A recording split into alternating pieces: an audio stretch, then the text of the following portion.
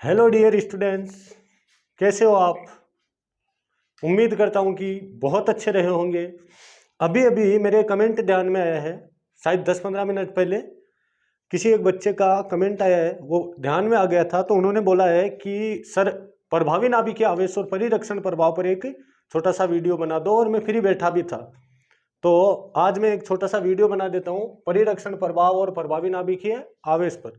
और सभी बच्चों के लिए ओपन कंडीशन है, अगर कोई भी टॉपिक डाउट में होता है आप बेझिझक बोलिए। या तो आपको वो टॉपिक उस इस चैनल पे मिलेगा, और अगर नहीं मिलता है तो वो मेरी जिम्मेदारी है कि मैं कैसे भी करके आपको वो टॉपिक अवेलेबल करवाऊं। तो हेडिंग डालो, देखिए, प्रभावी नाभिकीय आवेश। प्रभावी नाभिकीय आवेश। देखो, हम दो प्रभाव एक साथ पढ़ते हैं, एक प्रभावी नाभिकीय आवेश पढ़ लेते हैं और दूसरा पढ़ लेते हैं परिरक्षण प्रभाव। परिरक्षण प्रभाव और प्रभावी नाभिकीय आवेश को कई बार जिफ इफेक्ट भी बोल देता है। हिंदी मीडियम की किताबों में भी जिफ इफेक्ट लिखा हुआ मिल जाता है, इसलिए लिखा है जिफ इफेक्ट भी लिखा हुआ मिल जाता है। कई बार सीधा जिफ भी बोल देता है, कई बार जिफ प्रभाव भी बोल देता है। चलो, अब देखो, नॉर्मल सी बात है, सबसे पहले हमें थोड़ा सा परमाणु का नॉलेज लेना है। परमाणु में उसके केंद्र में कौन होता है? नाभिक होता है, और उसके चारों ओर इलेक्ट्रॉन चक्कर लगाते हैं। और जिस स्थान पर इलेक्ट्रॉन चक्कर लगाते हैं उस स्थान को क्या बोला जाता है? कोश बोला जाता है। नाभिक के चारों ओर का वह स्थान जहाँ इलेक्ट्रॉन क्या कर रहे हैं? चक्कर लगा रहे हैं, उस स्थान को कोश बोला जाता है। अब थोड़ी ध्यान देने वाली बात यह है कि ये नाभिक है। अब नाभिक की खोज किसने की, क्या किया, क्या नहीं, हमारा मेन मुद्दा क्या है? प्रभावी नाभिकीय आवेश और परिरक्षण प्रभाव है। ये आपको सेपरेट टॉपिक मिल जाएगा वैसे भी परमाणु के बारे में। और नाभिक में प्रोटॉन और न्यूट्रॉन होते हैं। नाभिक में अपरमाणु कणों में से कौन कौन से पाए जाते हैं? प्रोटॉन और न्यूट्रॉन मुख्यतया। प्रोटॉन पर पॉजिटिव चार्ज होता है, न्यूट्रॉन पर नेगेटिव चार्ज होता है। तो टोटल चार्ज कितना? प्रोटॉन पर पॉजिटिव चार्ज होता है और न्यूट्रल होता है, मतलब उस पर कोई चार्ज होता नहीं है। तो नाभिक का टोटल चार्ज कितना निकलेगा भाई? प्रोटॉन पे प्लस है, प्लस न्यूट्रॉन पे है नहीं, जीरो चार्ज है उस पर। तो टोटल चार्ज कितना निकला? प्लस। तो नाभिक को कई बार क्या लिख दिया जाता है? पॉजिटिव भी। देखो, अगर किसी बच्चे को इस चीज का नॉलेज है तो वो वीडियो को स्किप कर सकता है, क्योंकि वो मेरी हैबिट में नहीं है कि मैं किसी टॉपिक को सीधा उछाल के पढ़ा दूं। पहले उसका बेस बनाता हूं और उसके बाद में ही समझाता हूं, ठीक है? तो इसको पॉजिटिव भी लिख सकते हैं। अब इलेक्ट्रॉन यहां चक्कर लगाते हैं कोषों में। इलेक्ट्रॉन भी दो गति करते हैं, एक अपने अक्ष पर घूमते हैं और एक नाभिक के चारों ओर। जैसे जैसे आगे बढ़ेंगे या फिर मेरा जो परमाणु से संबंधित टॉपिक होगा उसमें पूरी डीप बातें की जाएगी। ये नॉर्मल सी बात है कि परमाणु, अब इनको कोष बोला जाता है। जहां इलेक्ट्रॉन चक्कर लगा रहे हैं उस स्थान को कोष या ऊर्जा स्तर बोला जाता है। क्या बोला जाता है बेटे? ऊर्जा स्तर। और ये भी कोष है। लेकिन देखो, इन दोनों में से कौन सा अंदर है? ये अंदर है तो इसको कहा जाता है आंतरिक कोष। तो इसको कहा जाता है आंतरिक कोष, जो नाभिक के पास होते हैं, यानी बाहर वाले के अंदर जो भी होते हैं वो आंतरिक कोष होते हैं, आंतरिक कोष। और इस कोष को कहा जाता है बाहरी कोष। बाहरी कोष। अब देखो होता क्या है कि प्रभावी नाभिकीय आवेश क्या है। अब उस परमाणु को इधर लेके आता हूं और यहां समझाता हूं, बड़े ध्यान से समझना। ये नाभिक है, नाभिक में पॉजिटिव होता है। यहां कोई कोष है, जैसे मान लो ये कोष है, यहां कोई कोष है, और भी कोष हो सकते हैं, जैसे ये कोष है। ये दोनों ही आंतरिक कोष में गिने जाएंगे और ये बाहरी कोष में गिना जाएगा। अब यहां भी इलेक्ट्रॉन है और यहां भी इलेक्ट्रॉन है और यहां भी इलेक्ट्रॉन है, ये भी दिखा देते। और ये न्यूक्लियस है।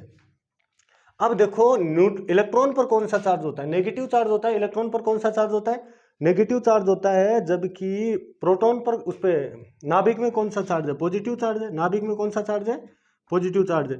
तो ये जाहिर सी बात है, विपरीत आवेश एक दूसरे को आकर्षित करते हैं। विपरीत आवेश मतलब प्लस माइनस को आकर्षित करता है। विपरीत आवेश एक दूसरे को अट्रैक्ट करते, आकर्षित करते हैं। तो परमाणु का ये नाभिक है, ये बाहरी कोश के इलेक्ट्रॉन को अपनी ओर खींचेगा। ठीक है, तो यहां क्या लगा, आकर्षण बल। कहां लगे बेटा, आकर्षण बल।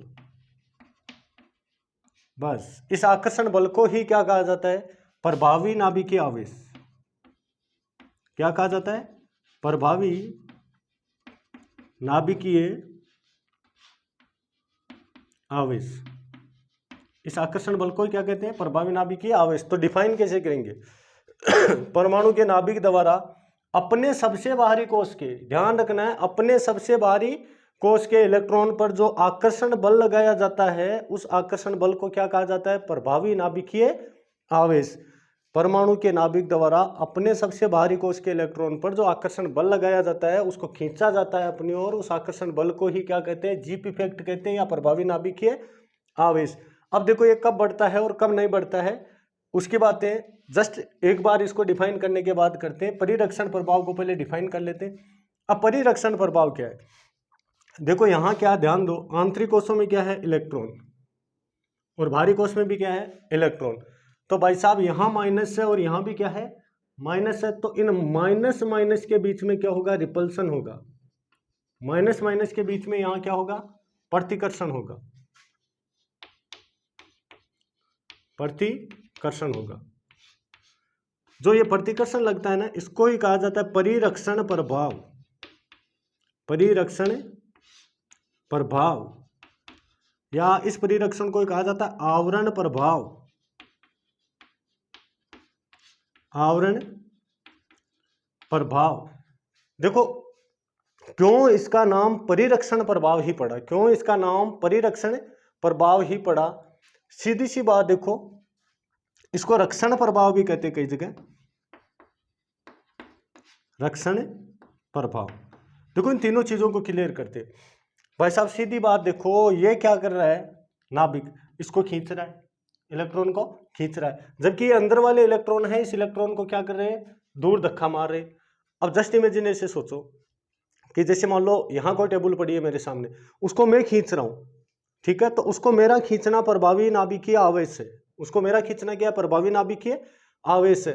अब अगर कोई मेरे से आगे और उस टेबल के बीच में भी कोई आदमी हो, वो उसको क्या करता है, अगर धक्का मारता है, तो वो क्या कर रहा है, जो आकर्षण में लगा रहा हूं उससे, उस टेबल की, जो जिसको मैं खींच रहा था, उस टेबल की वो क्या कर रहा है, रक्षा कर रहा है। इसलिए इस प्रभाव का नाम परिरक्षण प्रभाव या आवरण प्रभाव या रक्षण प्रभाव, एक आवरण का काम करता है। तो आंतरिक कोश के इलेक्ट्रॉन द्वारा बाहरी कोश के इलेक्ट्रॉन पर लगाया गया प्रतिकर्षण, आंतरिक कोश के इलेक्ट्रॉन द्वारा बाहरी कोश के इलेक्ट्रॉन पर लगाया जाने वाला प्रतिकर्षण ही क्या होता है, परिरक्षण प्रभाव होता है। और अगर अब भी नहीं समझ में आया है तो एक कहानी सुनो आप, कोई मेरी किसी बात को अन्यथा नहीं लेगा, बस मैं आपको समझाने की कोशिश कर रहा हूं। देखो आप मेरे को ये बताओ, पहले इलेक्ट्रॉन कौन से कोश में आते हैं, जो नाभिक के पास होता है उस कोश में आते हैं, फिर बाहर वाले कोशों में भरे जाते हैं। मेरे को एक चीज बताओ, पहले जन्मा हुआ आदमी बड़ा होता है कि बाद में जन्मा हुआ, पहले जन्मा हुआ कौन सा होता है, पहले जन्मा हुआ। तो इनमें से पहले इलेक्ट्रॉन कौन सा जन्मा होगा, ये इलेक्ट्रॉन पहले आया होगा, तो ये इलेक्ट्रॉन बड़ा है, ये इलेक्ट्रॉन क्या है, बड़ा है, और ये इलेक्ट्रॉन इससे छोटे हैं, ठीक है। अब दिमाग लगाएंगे थोड़ा सा, बेसिक है, मैं एग्जांपल आपको समझाने के लिए ले रहा हूं, मेरा कोई ऐसा इंटेंस नहीं है।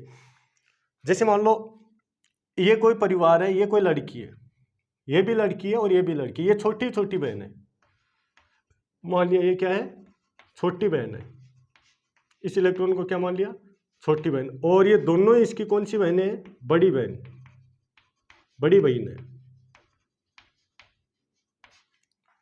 कौन सी बहन है, बड़ी बहन है, भाणा, भाणा,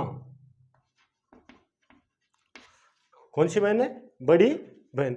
अब देखो ये मान लो कोई लड़का है, अब वो लड़को काई कर रहे, इपर डोरा डाल रहे, वो इन बोल रहे मेरे कन फोन कर, मेरे कन मैसेज कर, मन तेरे से बात करनी है।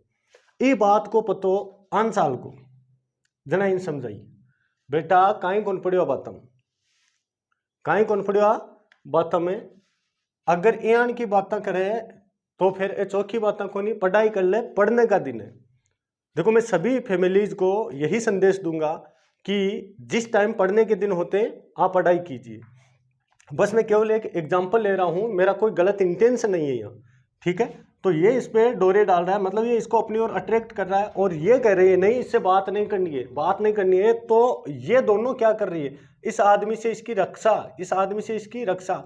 अब जो आदमी आकर्षण लगा रहा है उसको क्या करे, प्रभावी नाभिकीय आवेश।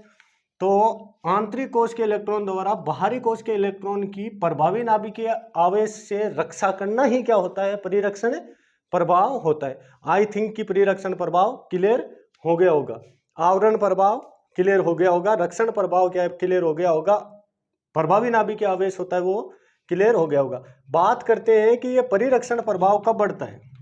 तो जाहिर सी बात है यहाँ जितने ज़्यादा आदमी होंगे, जितने ज़्यादा इलेक्ट्रॉन होंगे, उतना ही ज़्यादा उस इलेक्ट्रॉन को रिपल किया जाएगा, तो उतना ही इसका प्रभाव नाभिक का क्या हो जाएगा, कम हो जाएगा।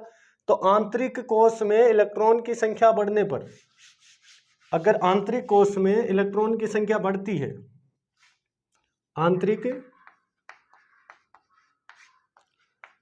कोश में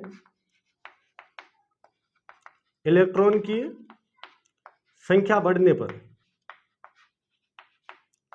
परिरक्षण बढ़ता है।